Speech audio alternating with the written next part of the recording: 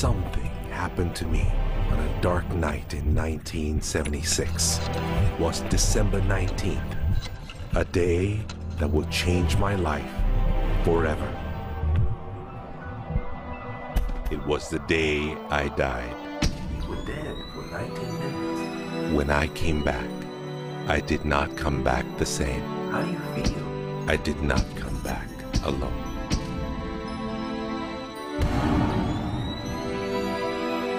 What seemed like days passed in 19 minutes. And over the course of the next few years, I began to remember the greatest mysteries revealed to me. Anything is possible.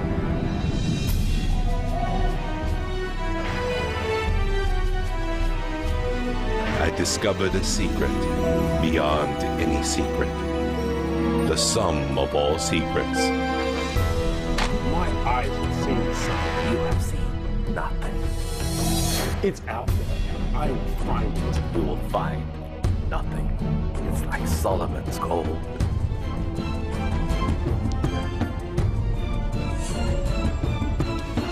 It was the key to Solomon's wisdom.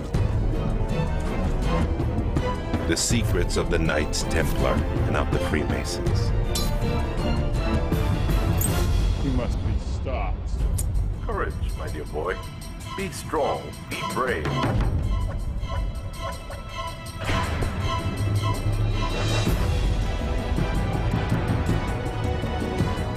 I challenged myself to find out everything I could. I found great teachers who knew this and began to seek them out.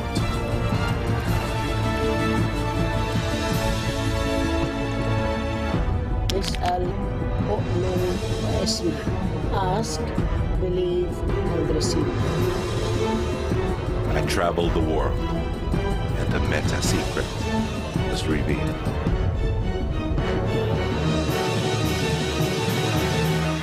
Time has come. I became a messenger to deliver all that was made known to me.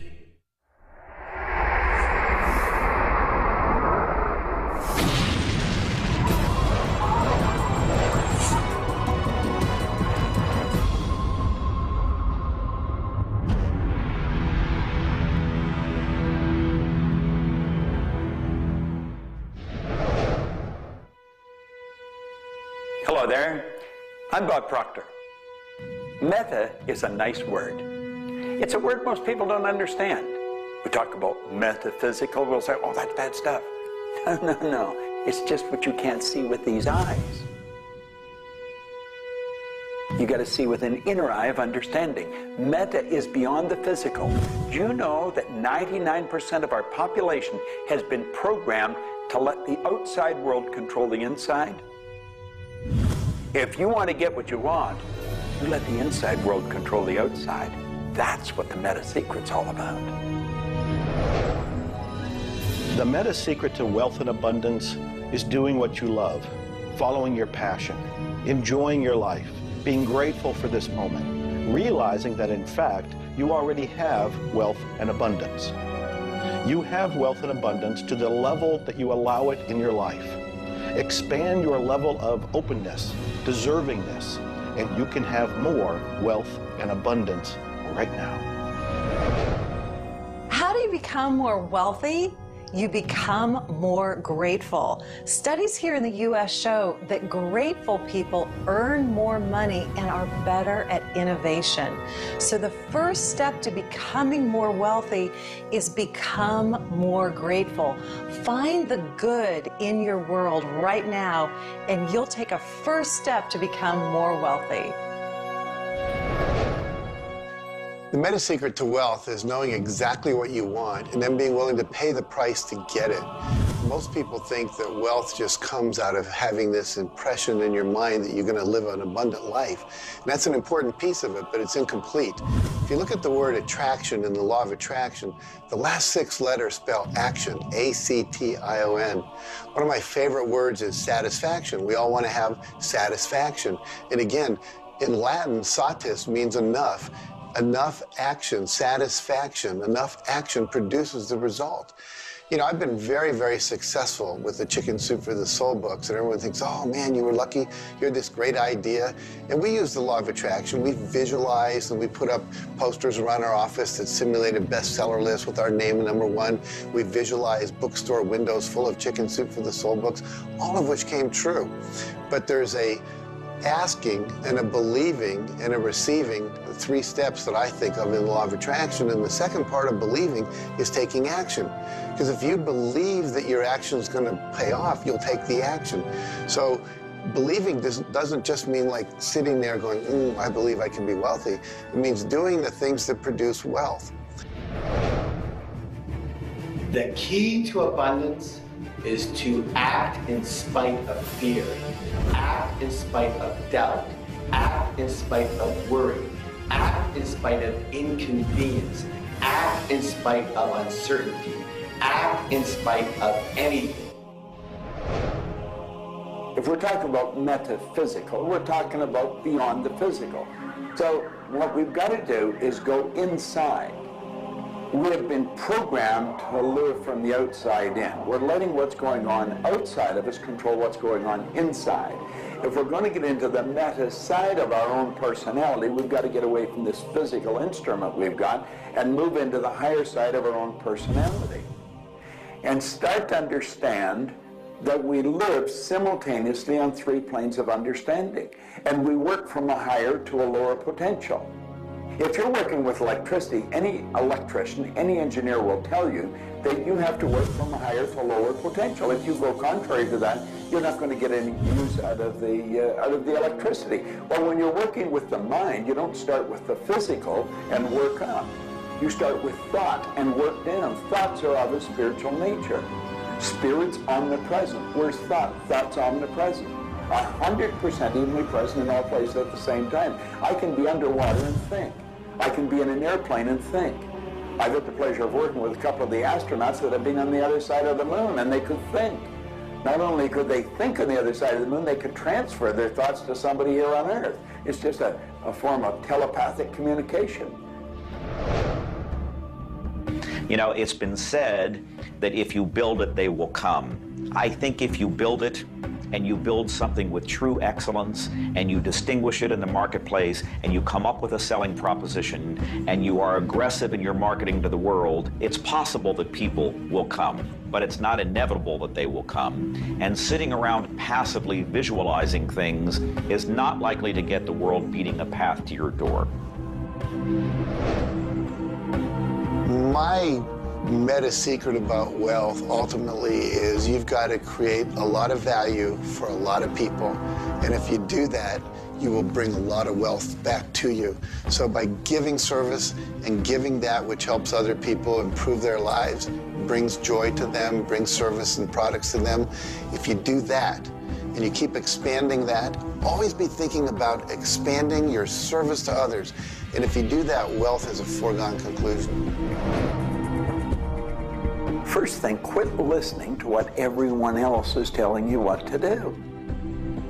And start paying attention to what you want to do. You see, I can look back with my memory, and I can remember going and saying, Mom, Dad, or to the teacher, I want to do so-and-so. And they'd say, now, how are you going to do that? See, what they didn't understand is I didn't know how to do it. But neither does anyone know how to do the things they want to do when they first think of it. You don't have to know how. You know, 2 young bicycle mechanics from Dayton, Ohio, in the United States of America, introduced us to a new kingdom. They were the first ones to fly in airplanes. The whole world believed that you couldn't do that. Anything heavier than air is attracted towards the center of the world. You can't fly. But they wanted to, and so they did. Well, clarity to me is a very different concept than I think a lot of people. The first thing I want to know is, what do you think you're trying to accomplish? The next thing I want to know is, why are you trying to accomplish it? The next thing I want to know is, if you accomplish it, what do you really think is going to happen in your life? A lot of people come to me and they say, I want to grow my business, because I work a lot in the business world, the entrepreneurial world. I teach a concept, achievement concept, a concept that is predicated on taking action and implementing, called optimization. Optimization is getting the highest and the best use and result and outcome of your time, your efforts, your emotion, your life, your relationships. But you can't begin, and this is where a lot of people, I think, really fall down. You can't begin to optimize until you take the time to observe, examine, and identify not all, but the scope of options and alternatives and other possibilities available to you, number one, to achieve the goal, and number two, as an alternative goal. Clarity is power. Just by being clear, you will automatically begin to magnetize things to you, to your life. The law of mentalism is about the mind. Everything that we have ever created, everything that has ever existed first in the mind. All thoughts are the beginning of all things real. All things that you can touch and feel began in the mind. So if you want to be wealthy, you've got to decide what wealth is to you. Define it. What does it mean? How much money do you have to have? For me, financial independence meant having $30 million producing income, which allows me the lifestyle I want without having to work. And so I've achieved that. But I knew exactly what I wanted because I looked at what it would cost me to live my lifestyle. Most people don't know their net worth. They don't know their income levels of what would be required to produce what they want. They say they want to own a yacht, but they don't know what a yacht costs. They don't know what it costs for the slippage fee. They don't know what it costs to maintain a yacht. So go out and create your ideal lifestyle and then figure out exactly what it would cost to live it, and then set that number as the number you want to achieve. Then believe you can achieve it. Visualize it every single day. Take action when the action comes. Ask for what you want. Reject rejection. Give up any idea of failure. Just persevere until you continue on, until you produce the result you want. The law of attraction's a good starting point for thinking about how to improve your life. You want to align your thoughts and your beliefs with what you want your life to be. But the law of attraction itself, by itself, won't allow you to achieve the abundance that you need. There are certain steps that you need to take, and these steps are all incorporated in what we call the meta secret. And the meta secret isn't one solitary method or one solitary system. The meta secret is a combination of tools, methodologies, and ways to understand the world and ways to understand how we can change the world. Until I started looking at who I was and who I wanted to become, nothing changed. Because every time I would look and I would blame something else or blame somebody else or just look in a different direction that was not inside, I would get more of what I was creating. Because every time I created something, people would react to that. Every time I took an action that was blaming this or blaming that, people would react to that. And you know what? Then I would react to their reactions. And I was creating an environment that was busy. Instead, an environment that supported wealth and abundance. If you look around, there's nothing but the abundance everywhere that you see. You see the trees growing. You see businesses happening. This is wealth, this is prosperity, this is abundance. If it's not happening for you, it's because unconsciously you have beliefs, counter-intentions, negativity that actually blocks it from coming into your life. It's actually working the law of attraction all the time, but it's happening on an unconscious level. The abundance is there, the wealth is there, but if you don't feel it, if you're not expressing it, it's because inside of you, you may feel you don't deserve it. This is part of the unconscious work that has to be done in order for you to feel on a conscious, real, live, earth level what's happening with abundance and prosperity. Abundance, wealth is your natural birthright. If you're not feeling it, it's because of your unconscious beliefs. The law of correspondence, simply stated, is as above, so below, as within, so without. The law of correspondence is simply attesting to the fact that we are human creatures physically present, but we have minds and we have spirits. So we exist in more than just one plane. We might even be multidimensional beings with multidimensional thoughts, and there may be more to you than just meets the eye. If you want to be wealthy on the outside, you first have to become wealthy on the inside. As above, so below. As within, so without. First, you have to become wealthy in your thoughts. Then you become wealthy in your outer expression of that. You have to have a wealthy attitude. You have to have a wealthy, abundant thought form about who you are and what's possible. And when you have that, it will start to manifest outside of you. If a person wants to take a quantum leap rather than incremental steps, they have to begin by understanding that they can do that. There's a marvelous little book. It's called U Square. Now think of what that means. If you square a number, you multiply the number by the number, don't you? Well, when you square, you multiply your potential by your potential. It's astronomical. I mean, you just go off the board. The man that wrote the book, Price Pritchett, he said, when you're looking at a quantum leap, he says it looks ridiculous, utterly. But in retrospect, it looks like a natural thing to happen. It was without effort. It's with ease. And that's what quantum leaps are. What you're really doing is getting rid of limitations in your mind, and you're letting your mind just take off and build a great big idea. And you start before you're ready. You defy what the masses are controlled by. You've got to move into a space all of your own. Understand you're working with an infinite power that's omnipresent. It's with you all the time. It's closer than your breath.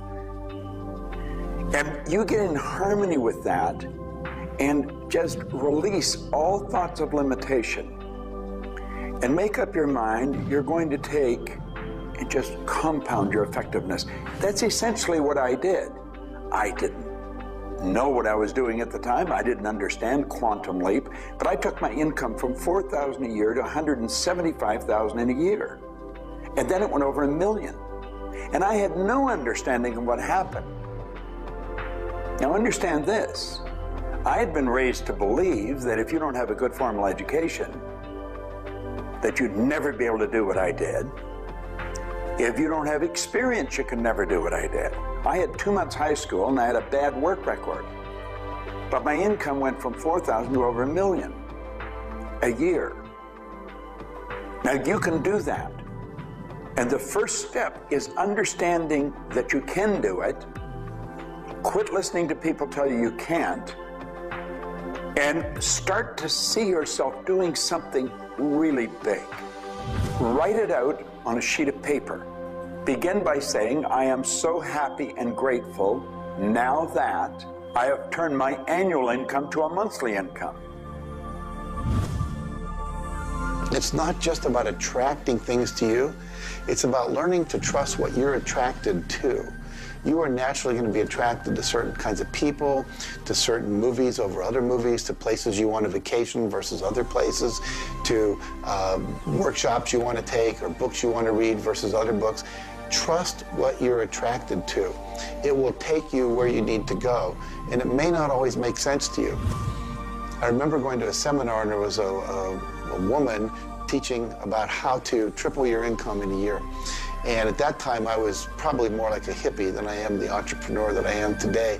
And my wife, who was against making money at the time, thought it was evil when you should be in total service and all this. She said, I can't believe you're going to that workshop where they're going to teach you about how to make all this money. I thought you were more spiritual than that. I said, honey, I don't know why. I'm attracted to that workshop. I'm going to go there. So I sat down. The woman next to me, we started talking. It turns out she was a veterinarian. And it turns out that our cat had feline leukemia at the time. And I started talking to her about that, and she said, well, I'm the world's expert on feline leukemia. And I said, well, I've heard there's no cure for that. She said, no, there actually is a cure, and I can teach it to you. And so she called my veterinarian, told him what to do. My cat lived for many, many more years than the local vet thought it should. But see, I was trusting my attraction to go to that seminar, and it led me in a path that saved my cat's life, which was not where my conscious thinking was, but it was a very important goal to me to keep my cat alive. Those kind of things will start to happen. Most people are uncertain about something. They're uncertain about their next step. Here's your message. Do it. Do it. Whatever you're uncertain about, do it. Take the step. You will learn so much more. You'll get so much further faster by actually getting in the game than doing it, than thinking about it forever. One of my sayings is, one step in the right direction is worth 100 years of thinking about it. The law of correspondence, the law of mentalism, and the law of vibration all combine to help you understand that the notion of wealth is arbitrary. You're always wealthy in comparison to someone else. You choose a person to compare yourself with, or your wealth or your level of wealth with, and then you decide at that point to be happy with the situation or to be unhappy, and therefore change it.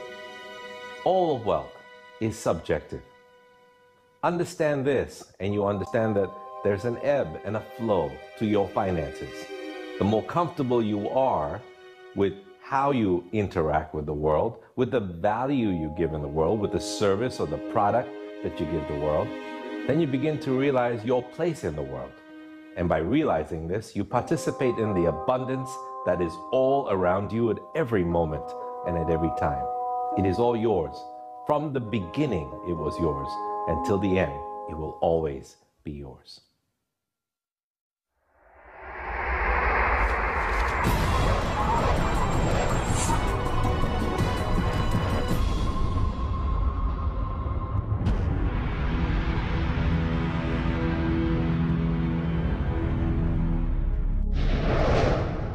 The meta secret to relationships is to know that the universe is giving you love right now.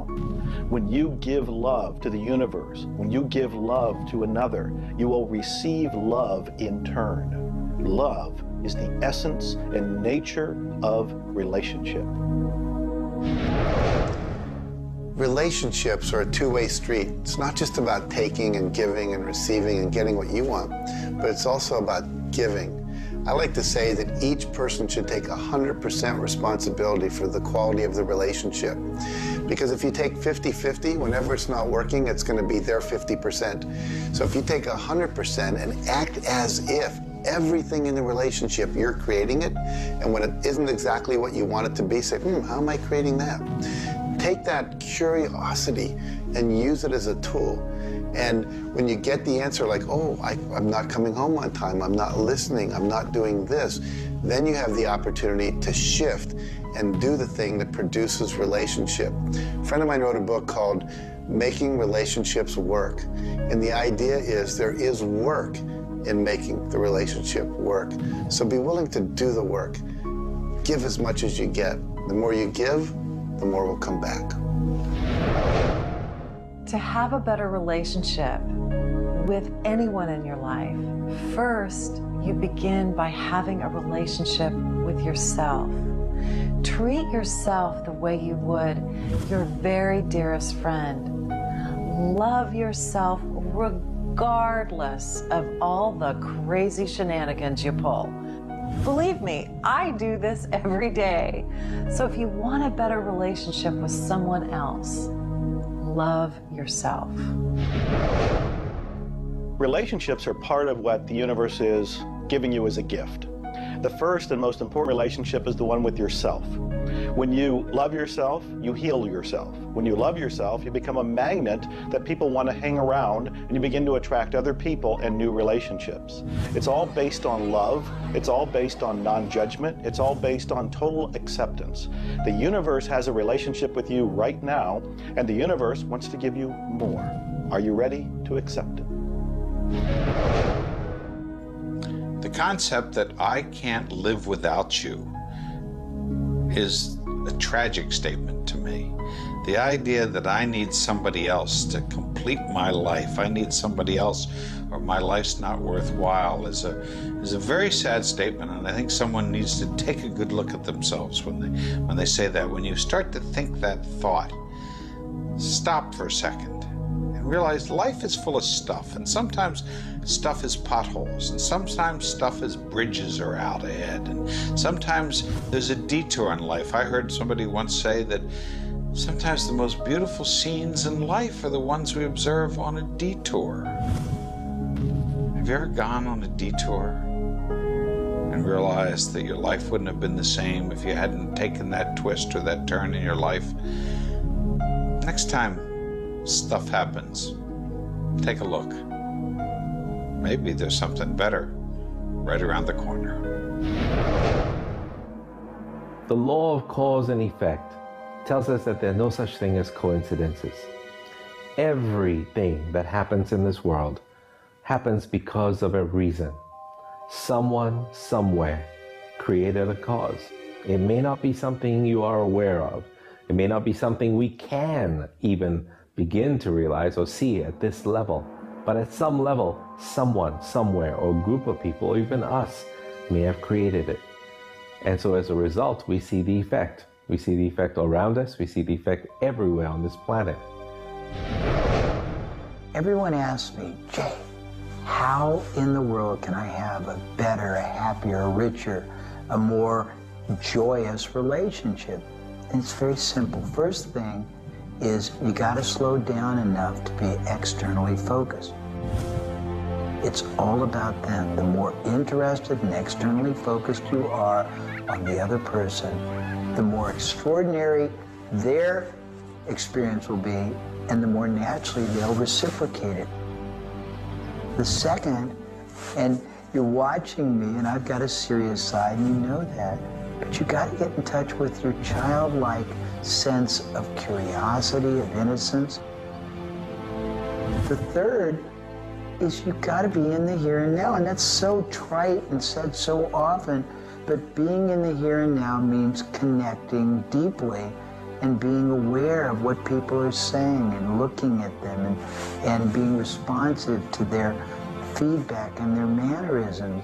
And the last thing and the easy thing is to, again, as I said earlier, enjoy the process. We are so busy, so stressed in our life, trying to get from one thing to another, trying to multitask, that the greatest way to have wonderful relationships is to commit. Commit, not just the time, but your being to being there, to connecting. For me, the meta secret to relationships is to be the person you're looking for. Whatever it is you're out there looking for, be that and give it away. If you're looking for someone who's loving and kind and compassionate and generous, you need to be loving, kind, and compassionate and generous. Whatever it is you want, you've got to be that and express that out into the universe. And whatever you express out is going to come back multiplied. The meta secret of relationships is for you to develop an identity that brings out the best in your partner and helping your partner to be the best that they can in order to bring out the best of who you are. Criticism seems to be a big problem. If you are really secure in yourself and somebody criticizes you, it isn't going to bother you. Now, if you're insecure and somebody criticizes you, it's really going to bother you. You see, 9 out of 10 times, the person that's criticizing you really wants to help you. They just haven't really learned how to communicate effectively. But let's not let somebody else's criticism or their way of helping us shake us. If we're solid in our own self, and we really understand ourselves, then we can handle it and it won't be any problem. If criticism really rattles your chain or rattles your cage or really upsets you, it's not the criticism that upsets you. It's not the other person's opinion that upsets you. It's how you react to it. And you see, if you were really solid within yourself, you would respond to it. You would thank them for it and say, but I really don't choose to do that. Or you'd say, well, thank you, that's probably a good idea, I'll try it. But they're not going to knock you off track. So it goes back to have a good, sound self-image, a good image of yourself. Maxwell Maltz wrote a beautiful book on that way back around 1960 called Psycho-Cybernetics.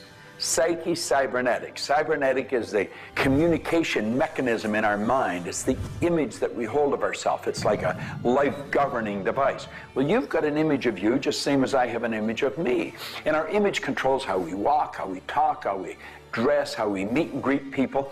And it also controls how we handle criticism when it comes our way. And it will come your way, just same as it comes to me and everybody. We want to be solid in our own belief about who we are and what we are. Let's really get to know ourselves. And then, rather than react, let's respond. It doesn't matter how they approach, whether they're diplomatic and trying to help us or whether they're trying to find fault. It won't really make any difference. We will listen to what they have to say, listen to it, and then we'll either accept it or reject it, but it isn't going to affect the relationship with the other person one bit. There is masculine and feminine in everything. Nothing is entirely masculine, nor is it entirely feminine. We have different aspects of yin and yang, of harshness and softness, different aspects of masculinity and femininity in everything.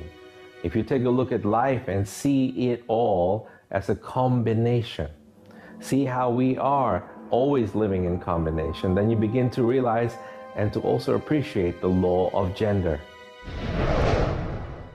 Relationships are about communion, taking our life and making it sacred through connection with another human being.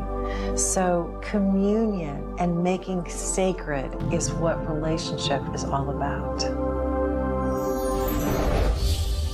You know, there's a lot of lonely people around. And if you're lonely, I'm going to let you in on a secret. You're always going to be lonely until you become friends with yourself. If you're looking for company outside of yourself, you're looking in the wrong place. You want to go inside. And when you get to really look at you, you're going to feel so good about you. You're going to love yourself. Now, you see, as a little kid, you were probably taught, don't love yourself, that's conceit. I know I was, and most of the people I know.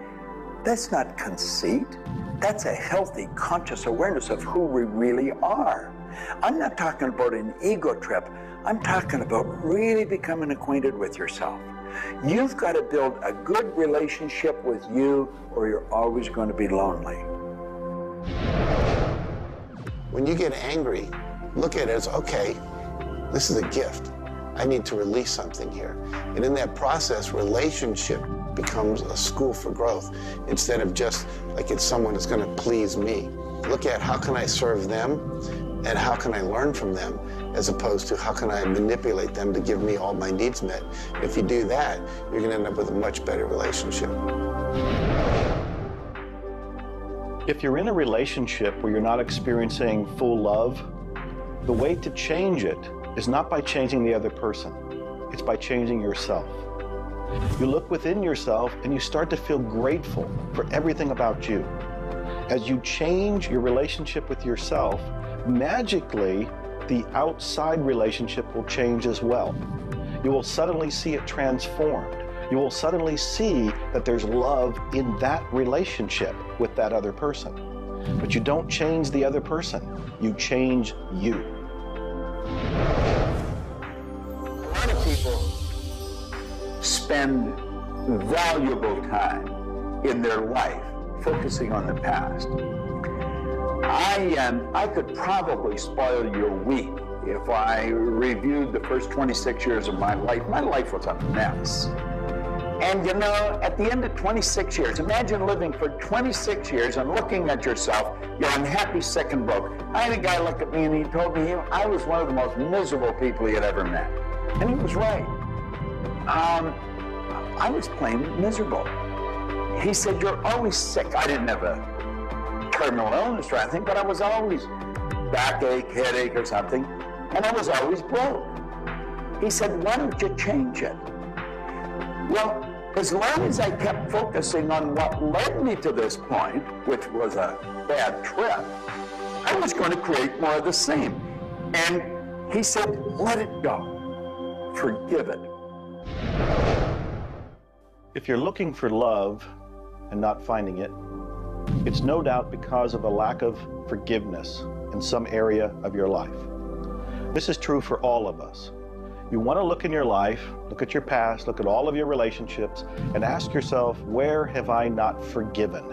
Myself, my parents, my siblings, my neighbors, my relatives, my business partners, where have I not forgiven? When you go and forgive, you release the energy that allows the law of attraction to bring new love and new relationships into your life. How do you do this? You look and ask yourself, where have I not forgiven somebody? Somebody's going to come to mind. It could be you. The second thing you do is say, can I forgive them? Can I forgive myself? Whether you say yes or no, you move to the third part of this, and you start to wonder, what made that person act the way they did at that point? What made me act the way I did at that one point? And you start to go deep into understanding the psychology of behavior, and you realize we're all doing the best we can, yourself included. At that point, when you can forgive yourself and you can forgive these other people, whoever it might be, for whatever may have occurred, when you forgive them, you release all of the energy that's been stuck psychically within your own mind and your body and your soul. And when that releases into the universe now has an open pathway to return to you new love, new relationships, new blessings. It all begins with forgiveness, and you can do that right now. When we talk about love, we're talking about the greatest word in the world. Leadership is a great word, but no word compares with love, because without love, you're dead. There's life in love. There's forgiveness in love. There's really everything. There's thankfulness in love. Now, the problem is learning where do we start, because we find sometimes in families there's no love. In marriages, there's no love. But we quit looking around. If we start learning, it begins with me. And when we start learning, we're not too loving ourselves. And it begins with your learning. To me, you could say you're loving, but unfortunately, you love people you like. Love has to be unconditional, loving those you don't like. Now, in my case, when my wife married me, she said she loved me. I told her I loved her. But as soon as we got married, I would say, I love you. She said, well, why don't you act like it? I say, I do act like it. She says, you have a funny way of showing it. I say, well, I love you enough to die for you. She says, try living a little. And so I discovered, as loving as I was, I didn't fit her definition. The law of gender, the law of vibration, and the law of rhythm. All of these figure in relationships. You see, love is a dynamic. Any relationship is a dynamic. When you are actively relating, that's when it's alive. That's when it's fun. When you sit back and you start to look at the relationship, then it becomes static. It becomes a relationship to be assessed, to be looked at. But when you're relating to your partner or your spouse, amazing things happen. It's dynamic, it's moving, it's alive. And that's what all love is supposed to be, alive, and so much more fun. Changes happen all the time. We change. Human beings change. You change, I change, we all change. But if you can change together in the same direction, amazing miracles take place. Words, feelings, thoughts are all aligned. And all of a sudden, you can take on any problem and it's not an issue. That's what relationships are all about. That's what relating is all about. That's what love is all about.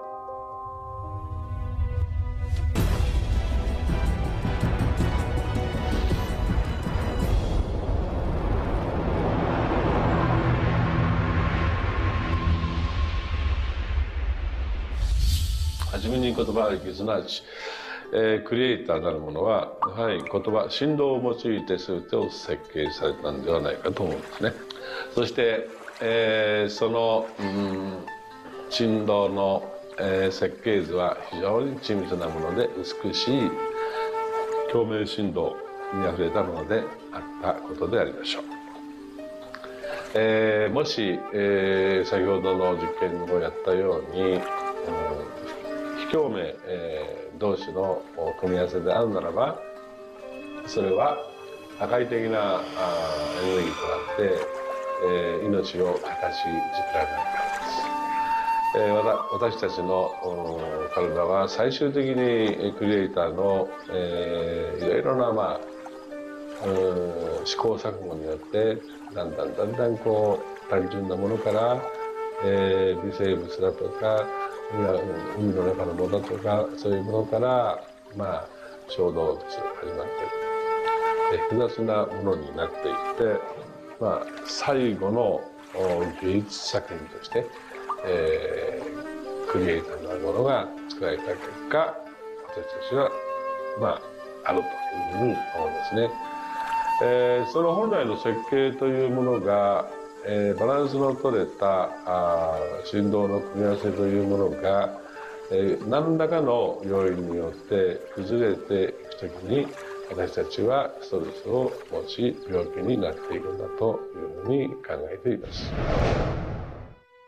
As you've already seen from Dr. Masaru Emoto, water makes up 85% of our body, and the thoughts we think actually create a vibration in the water that has memory. And so you have to think positive thoughts.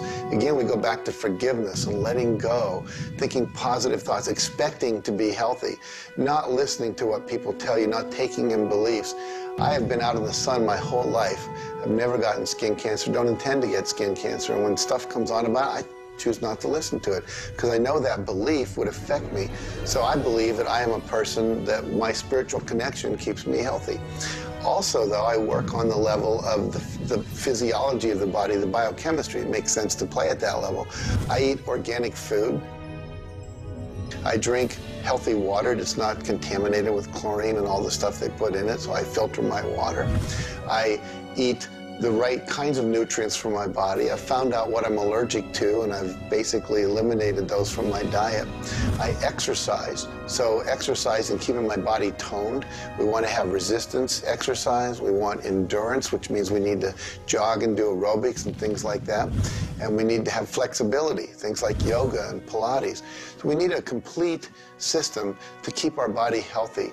And then the detoxification, I think, is the part that most people don't do enough with. We are taking in so many toxins in the air we breathe. But if you will cleanse on a regular basis, I cleanse every Monday. I just do a cleansing diet where I just drink liquids and then I don't eat anything else, and my liver has a chance to get rid of all the toxins that are in my body. I want you to understand that you have a marvelous mind, and you can do anything with it, and don't ever listen to anybody that tells you you can't. You want to start to look at yourself not as a body or as a name. Like, I'm not Bob Proctor. Bob and Proctor are just two words. You've never heard anybody phone into school and say, body's not coming today, it's sick. Never hear anyone say, hand, it's my hand, my body, my name. Well, you see, there's something wonderful about you and something wonderful about me, and it's the same thing. We have a marvelous mind. We're creative beings. Talk to your body. You're not a body, you live in a body. Now, this may sound silly because maybe nobody's ever said this to you before, but go around just repeating maybe 1,000 times to yourself, I'm not a body, I live in a body. I'm not a body, I live in a body. I'm not a body, I live in a body. Then start telling your body to relax. The meta secret to great health is to feel good now. You do that with good thoughts, you do that with good food, you do that with plenty of sleep, you do that by doing what you love. That's the meta secret to great health. The meta secret to health is to honor your body. Listen to your body. Are you tired? Are you hungry? Are you thirsty? Do you need time to play? Have greater health. Honor your body. Health. Not just physical health, not just eating the right things and getting exercise, but let's talk about emotional health. This means doing what you love, loving what you do, looking forward each day, researching, helping other people, giving back. This is the meta secret to emotional health. To me, recognizing the divine component in us has a twofold effect. On the one hand, it's incredibly humbling, because how many of us really live up to being godly? How many of us really maximize the God-given talents that we're given? How many of us really live lives of fulfilled potential? So on the one hand, it's kind of intimidating, but on the other hand, it's very inspiring.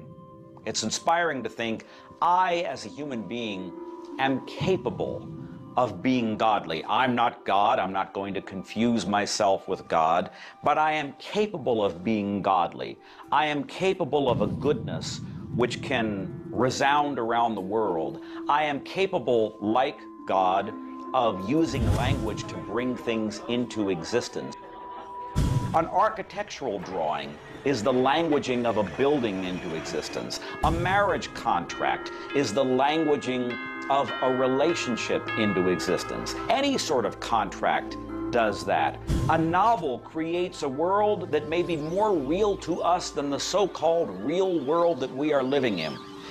And being godly is both an obligation, which frankly I feel I fall vastly short of, but also an incredibly inspiring opportunity. And the ancient traditions, not only the one that I come from, but really all of them, teach us this. The law of rhythm is the very fabric of life itself. Rhythm is everywhere. Things are born and things die. We move into a season and we move out of a season.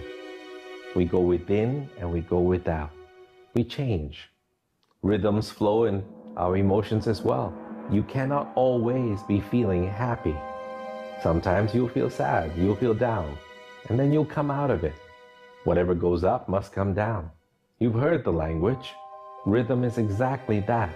And the minute you begin to realize that all of life is all about the law of rhythm, then you can flow easily in bad times and then have more fun in happy times.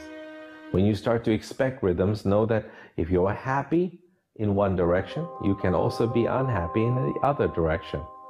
The law of rhythm surrounds us, works with us, and if you master it, there's nothing you can't do.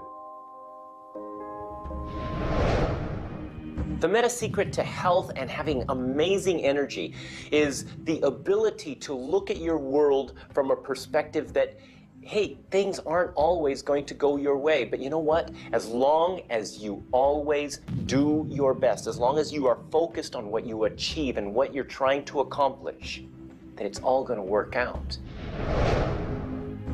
I think one of the most important keys is to recognize in life just about all the limitations that we have are self-imposed.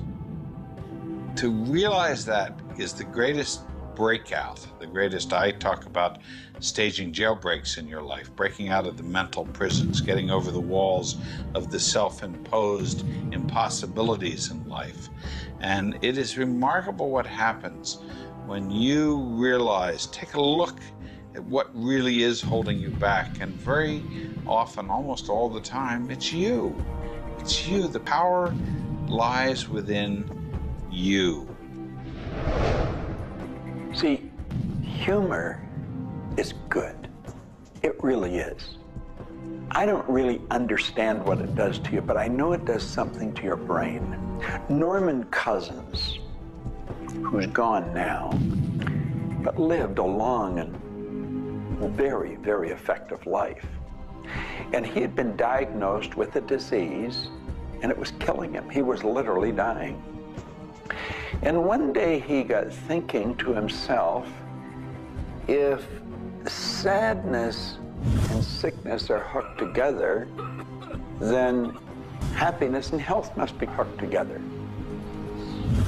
And so he had people bring in old movie films of Laurel and Hardy and all kinds of different old actors, funny stories. And he started to play them. They made him move out of the hospital. So he rented a suite of rooms in a hotel. And he had these movies playing all the time. And he was laughing, a real belly laugh. And he got better. Now, I think you know when you're laughing, you're feeling good. Start to laugh at yourself.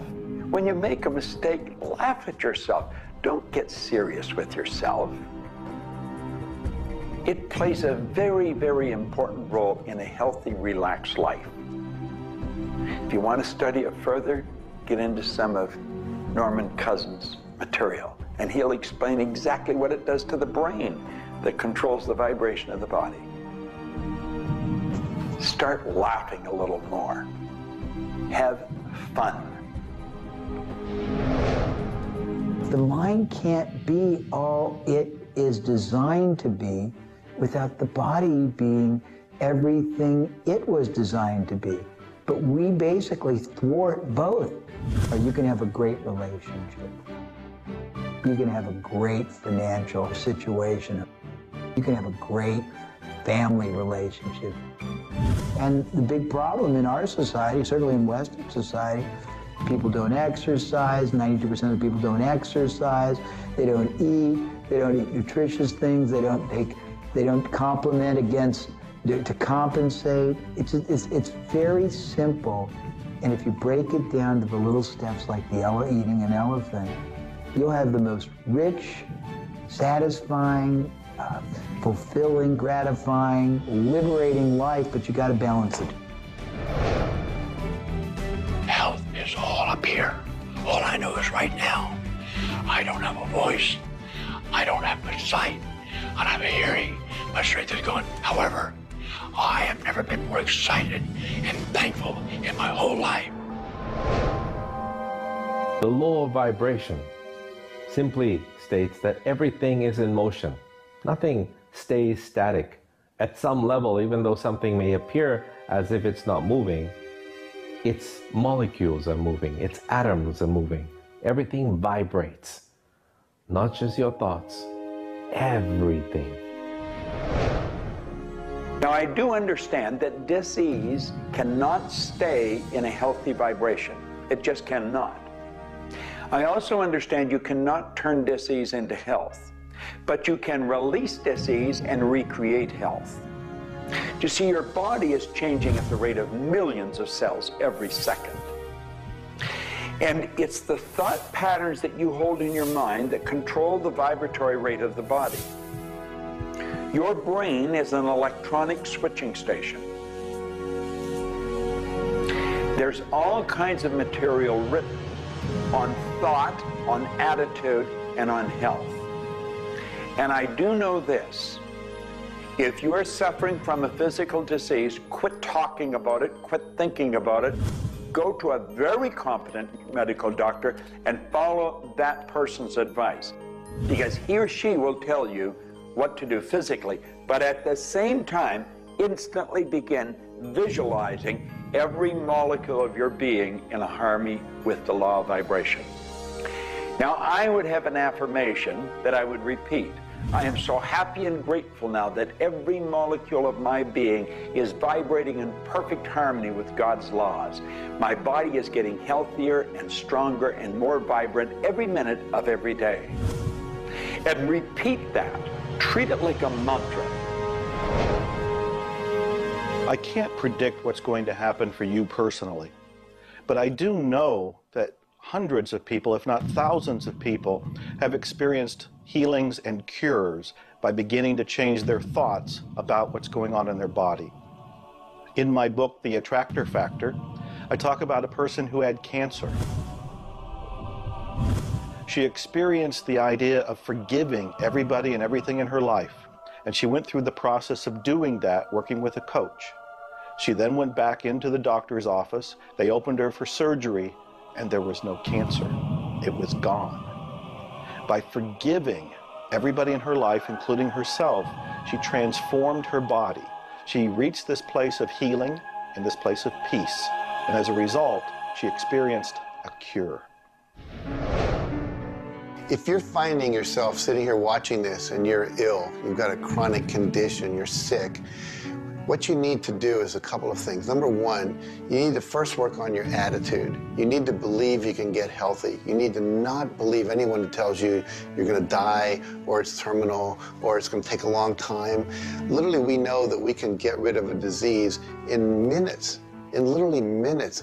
I had a cold once, and a person literally did an exercise with me. My nose dried up, my fever went away, the achiness went away in 5 minutes. So we know the power of the mind. We know that you have to forgive and release. So much work now being done on cancer, where we know there's resentment, and different forms of resentment will come into different forms of cancer in the body. So it's critical to get yourself aligned with spirit. When you are aligned with spirit through meditation, through doing the things that bring you joy, through doing the things that align you, and you know what that is for you. It could be singing, it could be walking in nature, it could be petting your cat.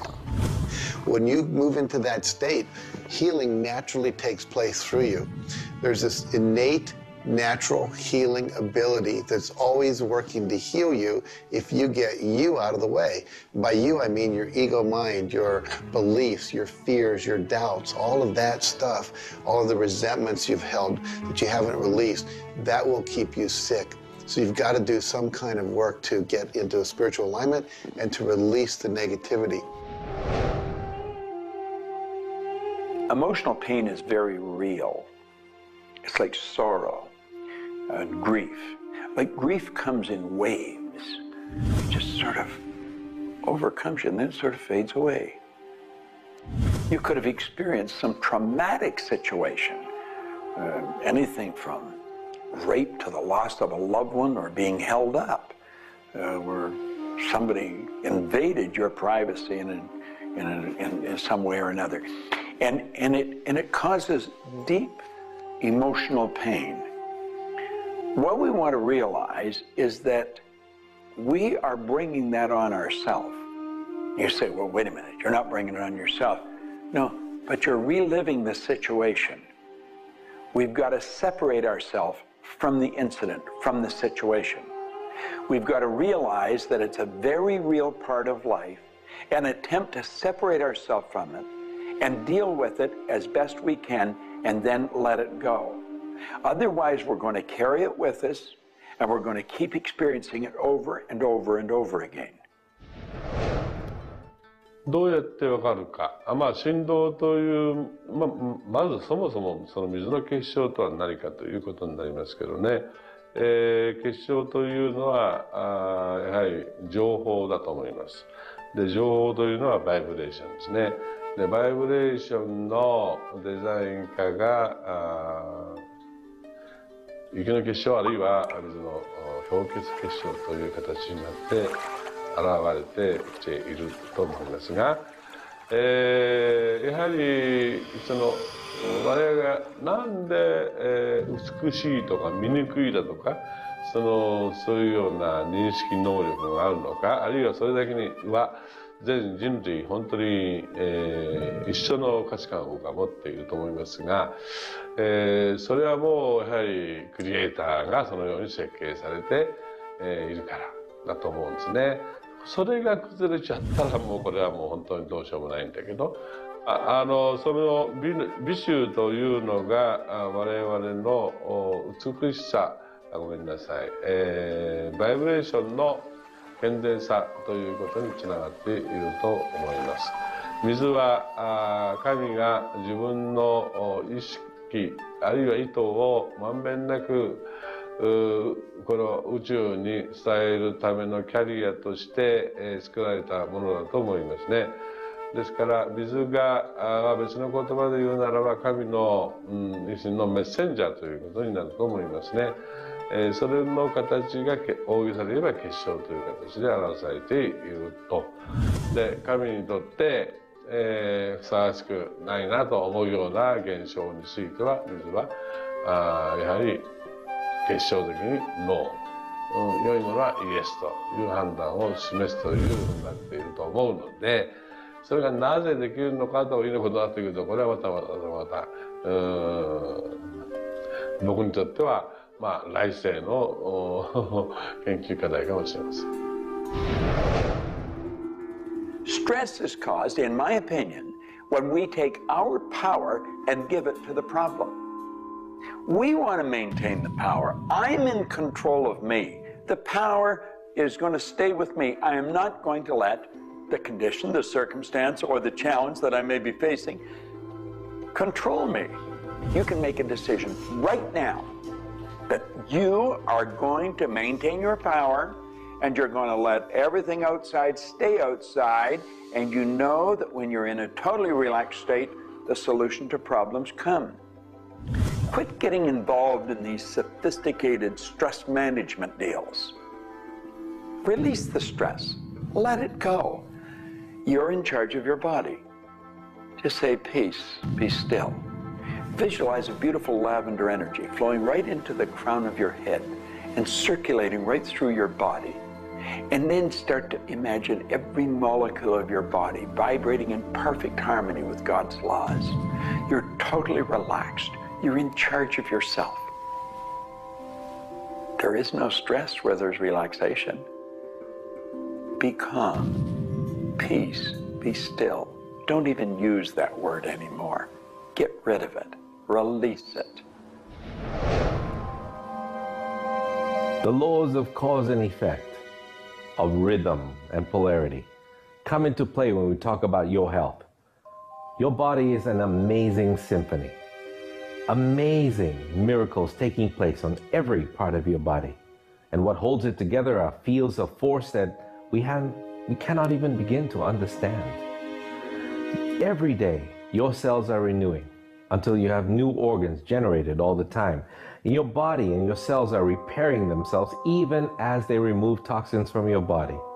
I can't help to wonder sometimes if you gave that entire symphony a wonderful environment filled with fields of happiness and radiant joy and vitality, how that growing, renewing process might work a little bit better, sort of like happy children in a playground.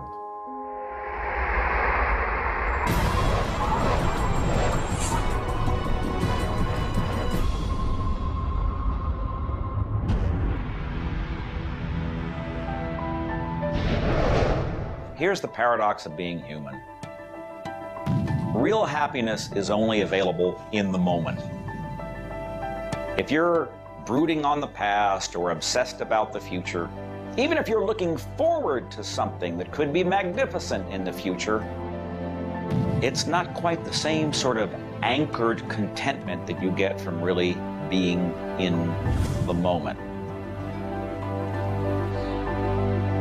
We human beings seem to be perpetually someplace else. That's kind of like one definition of the human predicament, the human condition. We are perpetually thinking about the past, the future, something to the right, something to the left, something else.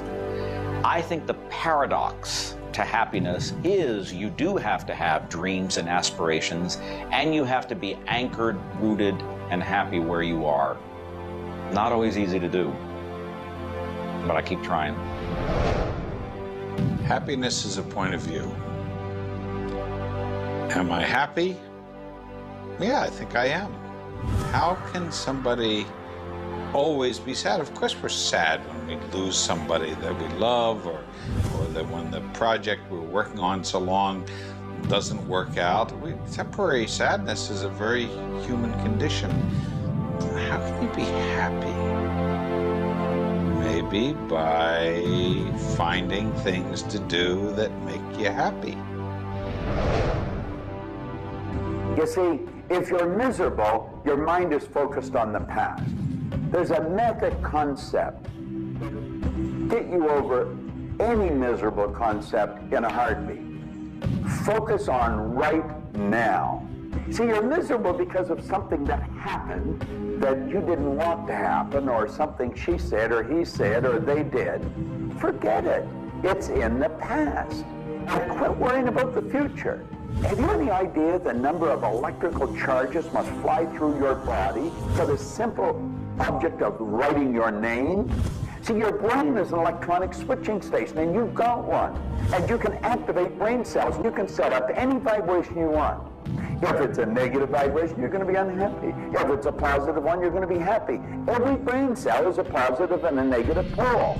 Everything that you look at is going to be impregnated into cells in your brain. Now, you're either going to look at the positive or the negative side of it. What side do you want to live in?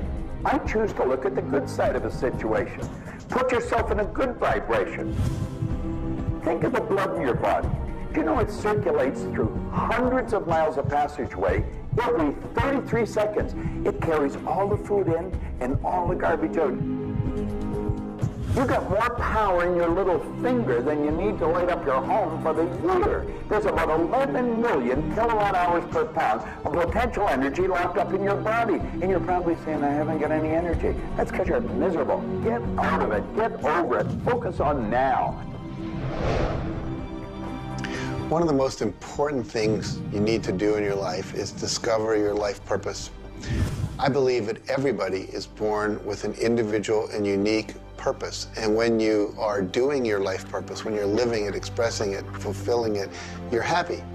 And so many people have talked about joy being your guidance system, that when you're off purpose, you're not happy, you're not joyful.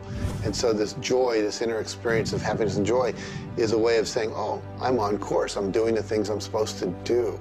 Stephen Covey said, you know, you don't want to get to the end of life and get to the top of the ladder and find out the ladder was leaning against the wrong building.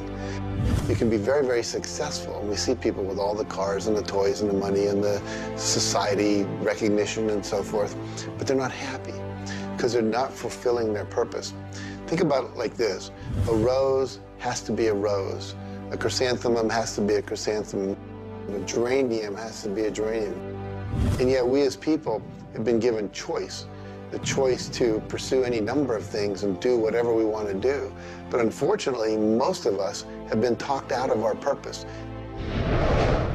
If you want to be happy, come back into this moment and do what you love in this moment. You should absolutely work toward improving your life, improving the world, improving your relationships, improving your finances. Every sort of conceivable improvement at a micro or macro level should indeed be your agenda. But if you are not happy with things the way they are, then your happiness is perpetually on hold pending a condition that doesn't exist yet. If you do that, you will never be happy. You have to realize that the point of power in your life is in this moment. People think about the future and they throw their power into the future. There is no future. When it gets here, it's called now. It's called this moment. People think about the past and they throw their power into the past. But there is no past. It's gone. When you think about the past, you think about it in this moment. This moment is all there is. And you can be happy in this moment. When you are, everything is taken care of. All is well. Happiness and achieving happiness is a process. It's not something you achieve right now and you're done and you have your happiness. It's something that you're constantly attaining and re-attaining through life. And the way to do that is to really understand what brings contentment in your life and to achieve that. And one of the key things to remember in terms of happiness is that part of this process is sharing happiness with other people. The more we share happiness and the more we teach other people how to bring happiness and fulfillment in their life, the more we'll be happy and fulfilled. So continue with your journey of greater fulfillment, and you'll have more happiness in your life. The law of polarity is about dualism. Everything exists in relation to something else. There is no person that's entirely good. There is no person that's entirely bad. There is no entirely hot or entirely cold. It's always hot in relation to something else that's colder. It's always colder in relation to something else that is hotter. We move in directions as opposed to moving in a static field. We always move from one place to another, from one thing that's more pleasant to something that's less pleasant, or something that's unpleasant to something that's more pleasant. There is a movement, and this movement exists because of polarity. Happiness is what you want, and happiness you can have right now. Why aren't you feeling happy? Why isn't anybody feeling happy? Because psychologically they use unhappiness as a motivator. They think by being unhappy, angry, desperate, frustrated, whatever the feeling might be that's not happiness, that it will whip them forward. It'll make them take action. And it's something that actually shoots themselves in the foot. Because when you are happy now, which is available to you right now, you know what your choices are. You can see what your decisions are to be, and you can more clearly decide on what to do next. It comes into really understanding something about ourselves. We should start at a very early age, and we should ask ourselves, who am I? You know, what really makes me tick? And get to know ourselves. We're in a hurry to get a car or build a business or buy a house. We should introduce ourselves to ourselves. School hasn't done it. Our parents aren't doing it. You go to work for somebody, they're not going to do it. So if you don't do it for yourself, you're not going to do it. This deals between you and yourself. Pogo said, we have seen the enemy, they are us. Whatever has happened in your life, whatever's going on for you, if it's not the way you want it, any situation, consider the fact that everything happens for a reason, and that reason is there to serve you. How can you reframe this? How can you relook at this in such a way that helps you, that supports you, that puts you on the path to success and positivity again? It doesn't help you to be negative. It doesn't help you to wallow. All that can do is bring you down. It's time to change your mind. It's time to reframe, relook at it, have a new perspective, a new view, and put this in the light of this was there to serve you. There's no accidents in the universe. This happened for a reason, and that reason is there to help you. We grow up with the idea rich people aren't happy. Well, I know rich people that are laughing. They're very happy. And of course, I know people that are very wealthy and are very unhappy. I remember old Nightingale one time saying, since it doesn't make any difference whether you're rich or not, if you're happy or not, you might as well be wealthy. And then if you're miserable, you can at least be miserable in comfort. We've got to understand that all the money in the world is available to us, but we have to earn it. Now, that does not mean we should work. This is where the meta secret really comes into play. Working happens to be the very worst way to earn money. We should work for satisfaction. People should go to work at what they love doing. When we think of work, what we're really talking about is how we spend our days. Work has probably a bad energy attached to it. We should spend our days doing what we absolutely love to do. When it comes to the fear of failure, you look at your life and you ask, if I pursue my dream, my passion, my love, and it doesn't work out, will I still be okay? Can I still love myself? Will life still go on? When you realize that the answer is yes, you remove the fear of failure. When you remove the fear of failure, you have energy to go forward and actually make it a success. Well, what about the fear of success? When you are successful, you can make a difference in the world. If you really want the world to be a happy, prosperous place, contribute a happy, prosperous person to it? You. The meta secret to happiness is that there is perfection in imperfection. That when we accept our environment for what it is and the people around us for who they are, we can make a big difference. Happiness. What makes you happy? Everyone is not the same. For me, it's research. I love researching and writing and putting multimedia programs together. And this allows me to do something else that I love, traveling the world. I travel more than 6,000 miles, that's 9,000 kilometers, every week. I've been to more than 52 countries. I board an airplane every 2.5 days.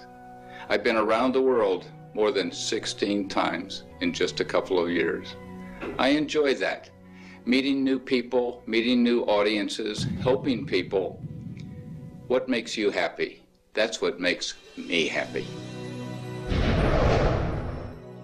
A key component to lift yourself out of depression is human connection. Go connect with another human being. Another powerful tool is movement. And a third is laughter. Go play and have some fun and watch your spirits begin to lift. The meta secret of life is to realize that the journey is the thing.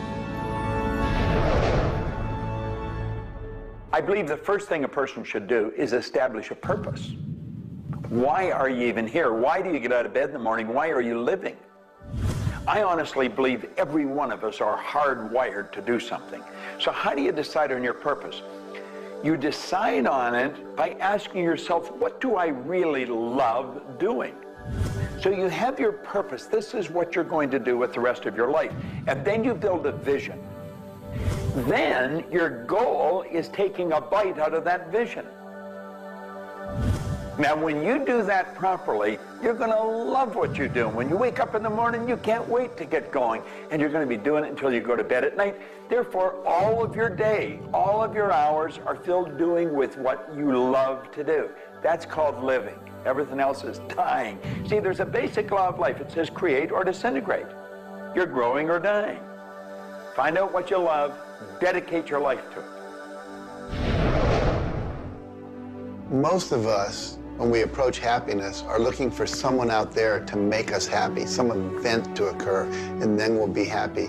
If I get to the retirement stage, if I get my car, if my wife is nice to me, if my son comes home on time, then I'll be happy.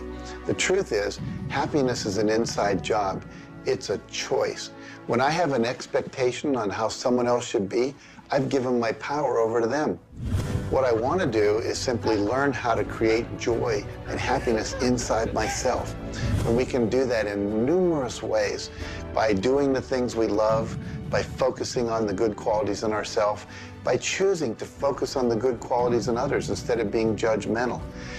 Once we realize that happiness is an inside job, and I get to be as happy as I choose to be, not as happy as other people make me, the reality is I can move into a state of pretty much constant joy and bliss. Stuff happens. Life happens. And then you get to choose. Look, you have a mission to do. You have to find meaning in your life, and you have to share it with others. There's a whole world out there that is suffering, that is in survival. They are grieving and they are hurting.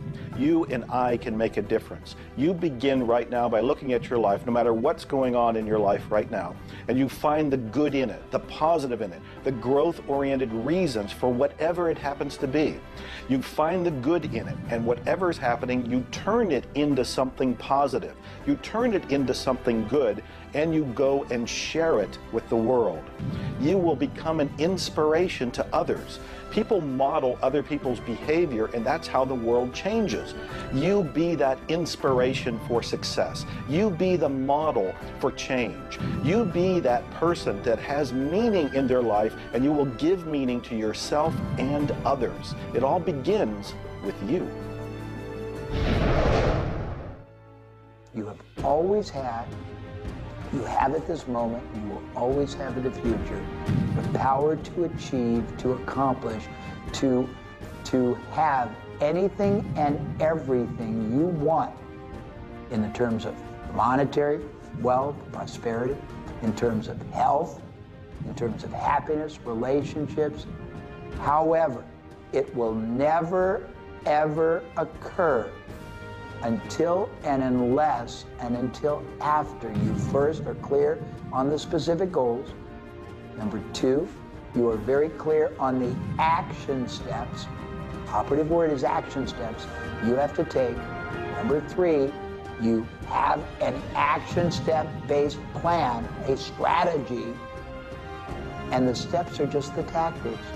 You implement it in a timely, regular, scheduled way. Number four, you monitor, you pulse, you really pay keen attention to your progress, and you adjust if it's not what you want, and you adjust higher if it's better than you want.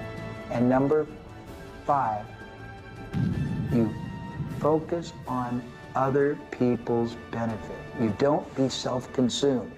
You do those five things, the world really is your oyster.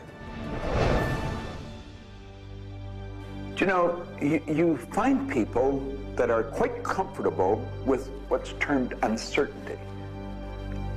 The truth is there isn't any uncertainty. There's only the law. And the law decrees that everything happens the way it's supposed to happen.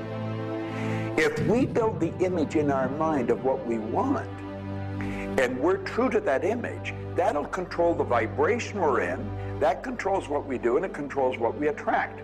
Now, the problem is, we let that image get out of the way every now and then, and we're controlled by something outside. And that takes us off track. We've got to correct it and come back on track. But a person that has direction in their life, there's no uncertainty. There's only good stuff coming. It's stuff that's going to cause the image in our mind to move into form. And so we wake up every day wondering what part of it's going to show up today and where's it coming from and who's going to deliver it. Every day holds something really good for us. Alfred Adler, the great psychologist, said, "I am grateful to the idea that has used me." I love that. Get a big idea and understand that you're going to see it move into form, and that's just as certain as the night following the day, because that's governed by law too. The laws of correspondence, of vibration, polarity, and rhythm come into play when you talk about the meaning of life and happiness. We make our happiness dependent on what other people can do for us instead of what we can do for ourselves.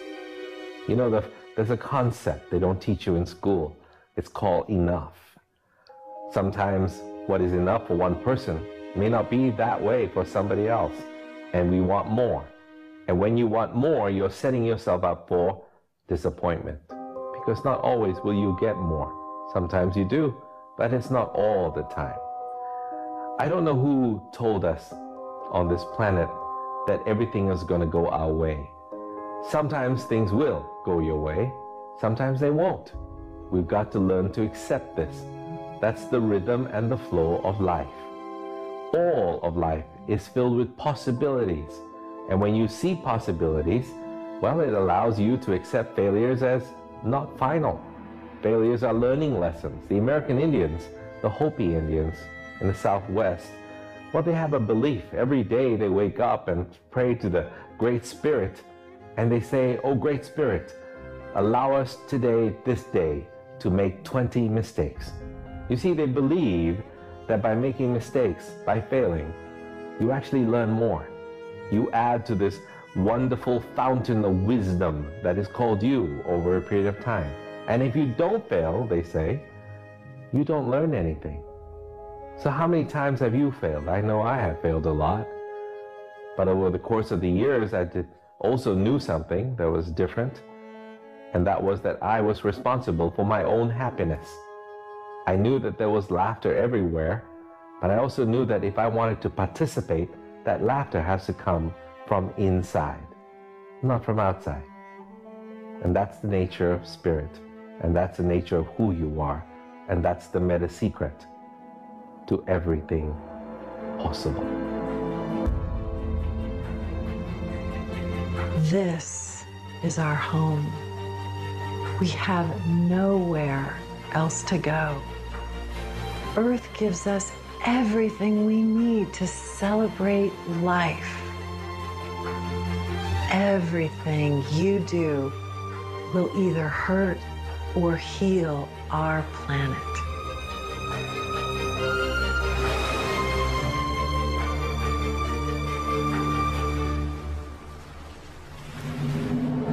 You were brought here to learn many lessons.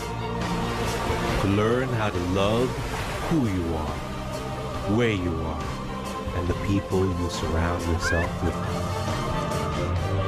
Just remember that you carry within yourself everything you need for the fulfillment of your life's purpose. You are the sum of all of your experiences, all of your choices, and you are a work in progress. You deserve more happiness, more love, more joy, more abundance, and especially more fun. Life was never meant to be a struggle. You were meant to participate in this grand miracle called life. And as you begin to look all around you, start now to taste, smell, hear, and touch with your heart the abundance that surrounds you. You are indeed spectacular beings of light. So if you want to know the meta secret to life, to happiness, live more, love more, and laugh more. Change the stories in your head, and you can change the world. It's a short trip. Make it a good one.